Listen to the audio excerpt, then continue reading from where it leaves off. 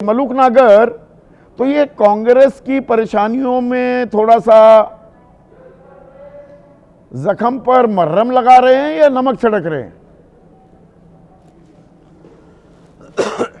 देखिए, हमारे जो कांग्रेस के साथी बैठे हैं, इन्हें एनडीए की अभी भी ये प्रधानमंत्री की बुराई को छोड़ो, अपने गिरेबान में झांको। देश के लिए, प्रजातंत्र के लिए, लोकतंत्र के लिए, देश की तरक्की के लिए विपक्ष भी मजबूत होना जरूरी है। अरे 2 महीने पहले राहुल जी जाके चुनाव लड़ रहे हैं और जिस दिन 12 टिकट तुम्हारे आमने सामने तुम चुनाव लड़ रहे हो, उस दिन तुम दिल्ली में बैठ के इमरती लड्डू बना रहे हो और उसे टेलीविजन पर खबर दिखवा रहे हो। गिरेबान में झांको। और जब राजनीतिक भाषा में कत्ल की रात थी, 9 तारीख को चुनाव प्रचार हो रहा था, तुम मध्य प्रदेश में घूम रहे हो।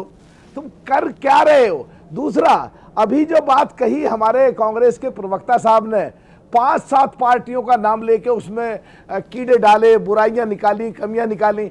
अरे सीधा कहो, वो जो संदीप जी ने प्रश्न पूछा है कि महागठबंधन या सो कॉल्ड इंडिया गठबंधन में है कि नहीं है, अगर है तो एडमिट करो, तुम पे नेतृत्व क्षमता नहीं है। ममता जी तुम्हें बदलना चाह रही है, बदल के नेता देख लो, शायद तुम्हारे आपने एक दिलचस्प बात कही मलूक नागर साहब कि विपक्ष, लोकतंत्र मजबूत होने के लिए विपक्ष का मजबूत होना भी जरूरी है। आप मजबूत होने कहां देते हैं? वोट चोरी करवाने लग जाते हैं। सारी व्यवस्था ही कॉम्प्रोमाइज कर दी है विपक्ष, तो ये कह रहा है ये चुनाव तो, ये वोट चोरी भी नहीं, अब तो लोग कह रहे हैं डकैती हो रही है। ये तो वोट चोरी से आगे बढ़ के डकैती हो गई, डाका मार लिया है सीधा सीधा। संदीप जी अपनी नाकाबिलियत को छिपाने के लिए चोरी कहें, डकैती कहें, और अपने आप को सीधा एडमिट करने के बजाय जो लोग बीजेपी के या एनडीए के या हम लोगों के जो कमियां रह जाती हैं, उसकी वजह से जो इन्हें वोट देना चाहते हैं, जो विपक्ष को मजबूत करना चाहते हैं, ये आपस में जब एक गठबंधन, ये डर भी सताने लगा है क्या? ये सवाल मेरा मेन सवाल भी है। एक सेकंड मलूक भाई, लोग इनको ठोक देते हैं। हेमंत गर्ग हैं, नैनीताल वासी हैं, वो कह रहे हैं दरअसल अगले साल तमिलनाडु में चुनाव है और स्टालिन को बिहार वाला डर सता रहा है। ये डरा दिया है विपक्ष को। पहले ईडी सीबीआई लगाते थे, अब ईसी लगा दिया है पीछे इनके। एसआईआर हो रहा है ना तमिलनाडु में भी, पश्चिम बंगाल में भी। असम में नहीं हो रहा, वो अलग बात है, ये भी कमाल है। महाराष्ट्र में नहीं हो रहा, वहां पर स्थानीय निकाय भी चुनाव होने वाले हैं। संदीप भाई, अभी तो जो मुंबई में बीएमसी के चुनाव हो रहे हैं, वहां कांग्रेस के लिए अकेला लड़ो। बिहार से बुरी हालत कांग्रेस की मुंबई में होगी, जो देश की आर्थिक राजधानी है। और अगर सही पूछो तो स्टालिन जैसे लोग अपने आप तो डूब रहे, अपनी स्टेट को तो चलो बचा रहे हैं, पूरे देश में कांग्रेस की नैया वो भी डुबा रहे हैं। इन्हें यही नहीं पता है कि कैसे करें। सनातन धर्म के रोज खिलाफ बोलेगा, यूपी के, बिहार के नाली साफ करते हैं, हमारी स्टेट में आके स्टालिन रोज बयान देंगे, तो इन्हें वोट कौन दे देगा? उसे निकाल के साइड खड़ा कराएं अलग। ये नेतृत्व इनमें है नहीं। इनमें आपने कहा 2 महीने पहले चुनाव लड़ रहे और वहां आखिर में जाकर के विदेश चले गए। मेरे साथ पार्लियामेंट में राहुल जी बैठते हैं, मैंने देखा है, एक भाषण दे दिया, 2 महीने तक साफ। अरे पार्लियामेंट में एक दिन में 6 बिल डिस्कशन होते हैं। पार्लियामेंट में एक दिन में 6 दिन तोड़ा तोड़ करनी चाहिए। ठीक है, हमारे दर्शक हैं महाराष्ट्र के जालनावासी हैं, ठीक है, सैयद साहब हैं, सैयद नबी, मैं देख नहीं पा रहा हूं पूरा, या नकी है। कांग्रेस की जिद ने हरियाणा, महाराष्ट्र और बिहार में चुनाव हरवा दिया है। अभय दुबे, आपकी टिप्पणी इस सवाल पर? इस सवाल पे मैं क्या टिप्पणी दूं कि कांग्रेस की जिद ने हरियाणा, बिहार और उसमें चुनाव हरवा दिया है। महाराष्ट्र भी नहीं, वो जिद कर रहे थे 100 से ऊपर सीट हम ही लड़ेंगे महाराष्ट्र में। मुझे तो पता नहीं कि वो कौन सी जिद की, नहीं, जरूरत से ज्यादा सीटें मांगना, ये जिद। यहां पर भी 60 से ऊपर लड़ेंगे, 6 सीट आ रही हैं, 70 लड़े थे, 19 आई। हरियाणा में तो कांग्रेस खुद ही मुख्य पार्टी है, वो ज्यादा सीट क्या मांगेगी? वहां पर हुड्डाओं की जिद थी, हम अपने हिसाब से चुनाव लड़वाएंगे, और वहां पर जितने रेबल्स खड़े हुए, 17 सीटों पर हार हुई है, वो हम समीक्षा कर चुके हैं पहले। देखिए, हम लोग महाराष्ट्र की कहानी भी जानते हैं, हरियाणा की कहानी भी जानते हैं, और धीरे धीरे बिहार की कहानी थोड़ी बहुत जान गए हैं और आगे भी जान जाएंगे। मुझे नहीं लगता कि सारी समस्या कांग्रेस के साथ है या कांग्रेस के साथ ही सारी दिक्कत है। जो दिक्कतें हैं वो हम लोगों को भी पता है। आप जो चर्चा करवा रहे हैं उसमें मैं एक सुझाव देना चाहता हूं कि ममता बनर्जी को इंडिया गठबंधन का नेता बना देना चाहिए। ये इच्छा उनकी तरफ से पहली बार व्यक्त नहीं की गई है, वो पहले भी व्यक्त करती रही हैं और वो बहुत उत्सुक हैं इंडिया गठबंधन का नेतृत्व करने के लिए, बहुत दिनों से इच्छा व्यक्त कर रही हैं। मुझे लगता है इंडिया गठबंधन के सब साथियों को और कांग्रेस को मिलाकर उनको नेता बना देना चाहिए। अगर वो इंडिया गठबंधन को एक ढांचा दे सकती हैं अपने नेतृत्व में तो उसमें कोई बुरी बात नहीं है। वो बंगाल की नेता हैं, उनके पास एमपी तो उतने ही होंगे जितने बंगाल में हो सकते हैं, इससे ज्यादा तो उनके पास सांसद हो नहीं सकते, तो वो कभी भी प्रधानमंत्री पद की उस तरह दावेदार नहीं हो सकती ये प्रेशर पॉलिटिक्स भी है क्या? ममता की संदीप ठाकुर हैं दिल्ली वासी, वो सवाल जोड़ रहे हैं अबे भाई। नहीं, वो ठीक है। आप जो कि जैसी राजनीति चल रही है उससे मिलते जुलते लोग सवाल बना रहे हैं, इन सवालों में ऐसी कोई खास बात मुझे नहीं लग रही है। मेरा कहना यह है कि इंडिया गठबंधन को एक नेता की जरूरत है, इसमें कोई शक की बात नहीं है। और वो नेता उसमें राहुल का प्रदर्शन अच्छा नहीं है, आप ये मान रहे हैं क्या? नहीं, मैं ये नहीं मान रहा हूं। इंडिया गठबंधन को एक नेता की जरूरत है, इंडिया गठबंधन को एक ढांचे की जरूरत है, सांगठनिक ढांचे की जरूरत है। सचिवालय आज तक कहां बना, कौन संयोजक है, कुछ पता ही नहीं हमें।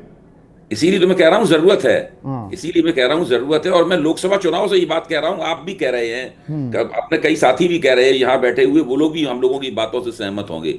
इसलिए ममता बनर्जी को वो जिम्मेदारी दे देनी चाहिए और देखना चाहिए फिर वो किस तरह का प्रदर्शन करती हैं, उनका सहयोग करना चाहिए। एमके स्टालिन जो स्पष्टता की बात कर रहे हैं, संदेश में स्पष्टता होनी चाहिए, विचारधारा के स्तर पर, सामाजिक और विचारधारा के स्तर पर गठबंधन में क्या एजेंडा तय किया जा रहा है वो अहम हो जाता है। वो ठीक कह रहे हैं। देखिए, महागठबंधन का जो चुनाव हुआ उसमें संदेश के स्तर पर तो कोई अस्पष्टता थी नहीं, विचारधारा के सवाल पर भी कोई अस्पष्टता नहीं थी। क्या स्पष्टता थी उसके अंदर? नहीं, एसआईआर पहले मुद्दा बनाया, रोजगार मुद्दा है, एसआईआर मुद्दा है, थोड़ा सा। देखिए, ये बात बहुत दिनों से कही जा रही है। एसआईआर में जो उन्होंने यात्रा निकाली थी, उस पूरी यात्रा पर हम लोगों की निगाह थी।